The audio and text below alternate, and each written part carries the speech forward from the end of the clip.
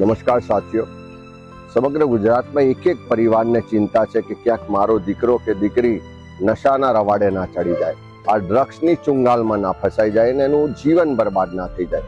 ને એટલા જ માટે જ્યારે આખા ગુજરાતમાં જનાક્રોશ યાત્રામાં એક જ અવાજ ઉઠ્યો કે ગુજરાતને આ નશાની ચુંગાલમાંથી છોડાવો, ગુજરાતને ઉડતું ગુજરાત બનતા અટકાવો, ત્યારે અમારી વિદ્યાર્થી પાંખ NSUIએ બીડું ઝડપ્યું કે આખા ગુજરાતના યુવાનોમાં નશા સામે એક અભિયાન ચલાવીશું, નશામાંથી મુક્ત કરાવીશું.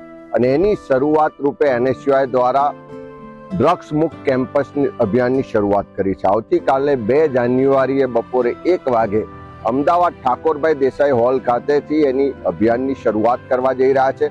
ત્યારે આ નશા મુક્ત ગુજરાત બનાવવાના અભિયાનને કોઈ રાજકીય રીતે નહીં, પણ એક વ્યક્તિ, એક પરિવાર, એક કેમ્પસનો અભિયાન તરીકે આપણે લેવું પડશે. એક ગુજરાતીએ એમાં રસ લઈને ભાગ લેવો પડશે.